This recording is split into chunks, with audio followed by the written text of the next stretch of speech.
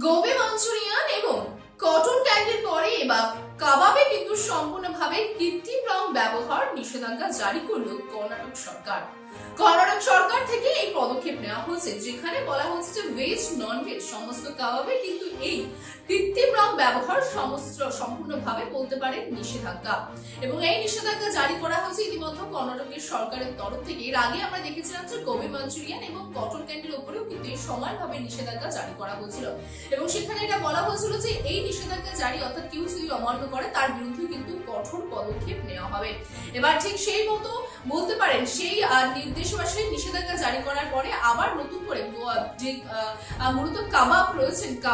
কাবাব খাবারে কিন্তু আবার যে কৃত্রিম ভাবে রং প্রয়োগ করা হয়, রং মেশানো হয়, সেই রংকে কিন্তু সম্পূর্ণভাবে বাদ দেওয়ার কথা বলা হয়েছে, নিষেধাজ্ঞা জারি করা হয়েছে। আপনাদের জানিয়ে রাখি, আমরা জানি যে মূলত রাস্তাঘাটে বেরোলে রাস্তার দুপাশে আমরা অনেক স্টল দেখি কিংবা যে কোনো রেস্তোরাঁতে কাবাব আমরা দেখতে পাই, এবং সেই কাবাবে কিন্তু আমরা দেখতে পাই রং বেরঙের কাবাব, কোথাও হলুদ, কোথাও সবুজ, আবার কোথাও লাল। এবার সেই সমস্ত রঙেরই কিন্তু সম্পূর্ণভাবে কৃত্রিম রঙের যে প্রয়োগ রয়েছে কাবাবে, সেই রঙের প্রয়োগ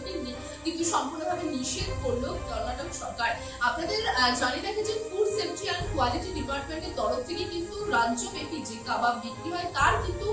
খাবারের যে মান, সেই মান নিয়ে প্রশ্ন তুলেছিলেন এই সংস্থা, এবং তার পাশাপাশি তার ফলে সাধারণ মানুষের স্বাস্থ্যের কতটা ঝুঁকি আছে সেই বিষয়ে কিন্তু প্রশ্ন তোলা হয়েছিল। এবং ঠিক তারপরে আমরা দেখেছিলাম যে 21শে জুন রাজ্য সরকারের তরফ থেকে কিন্তু একটি অফিসিয়াল আদেশ দেখানো হয়, এবং যেখানে দেখানো হয় যে 39টি রেস্তোরাঁর তরফ থেকে কিন্তু 39টি রেস্তোরাঁ থেকে মূলত এই কাবাবের স্যাম্পল নিয়ে পরীক্ষা করা হয় ল্যাবরেটরিতে, এবং সেখানে দেখা যায় যে মূলত 8টি কাবাবে সম্পূর্ণভাবে কিন্তু এই যে খাবারটি অনিরাপদ সেটা বলা হয়, যার মধ্যে 7টিতেই কিন্তু সানসেট ইয়েলো যে ক্ষতিকারক কৃত্রিম রং হচ্ছে সেই রং ব্যবহার করা হয়েছে, এবং তার পাশাপাশি অন্য আর যে একটি কাবাব আছে সেখানে এই সানসেট ইয়েলো রঙের পাশাপাশি আরো একটি কৃত্রিম ভাবে রং যা কিনা মানুষের শরীরে খুবই ক্ষতিকারক ব্যবহার করা হয়েছে। এবং ঠিক তারপরে কিন্তু মূলত বলতে পারে যে এই ফলাফলের পরে অর্থাৎ এই ফলাফলে কিন্তু সম্পূর্ণভাবে যে খাদ্য যে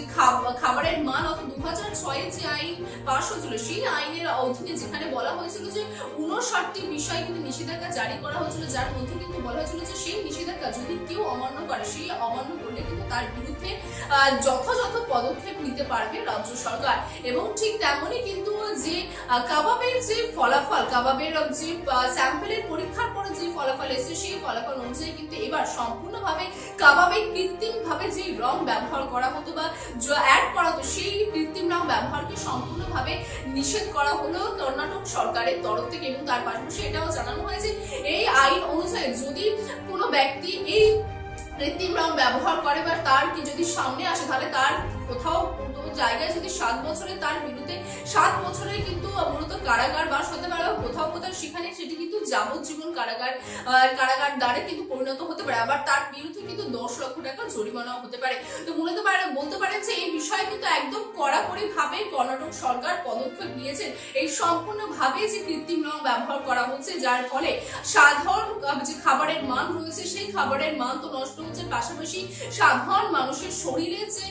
বলতে পারেন জটিলতা সৃষ্টি হচ্ছে, সাধারণ মানুষের স্বাস্থ্যে যে প্রভাব ফেলছে, ক্ষতিকারক প্রভাব, সেই বিষয়কে কিন্তু সম্পূর্ণভাবে বন্ধ করার জন্য কাবাবের এই কৃত্রিম রং ব্যবহার কিন্তু অর্থাৎ ব্যবহারে কিন্তু সম্পূর্ণভাবে নিষেধাজ্ঞা জারি করা হচ্ছে। এর আগে গোবি মাঞ্চুরিয়ান এবং কটন ক্যান্ডিতে আমরা দেখেছিলাম এই একইভাবে নিষেধাজ্ঞা জারি করেছিলেন কর্ণাটক সরকার। এবার তারপরে কিন্তু নতুন করে কাবাবে সেই নিষেধাজ্ঞা জারি করা হলো। তবে কর্ণাটক সরকারের এই নিষেধাজ্ঞা কতটা সাকসেসফুল হবে বা কতটা সাফল্য দেবে, সাধারণ মানুষ কতটা এই বিষয়টিকে বাহবা দেবে, কতটা এই বিষয়টিকে মেনে নেবে, সে বিষয়ে নজর থাকবে আমাদেরও।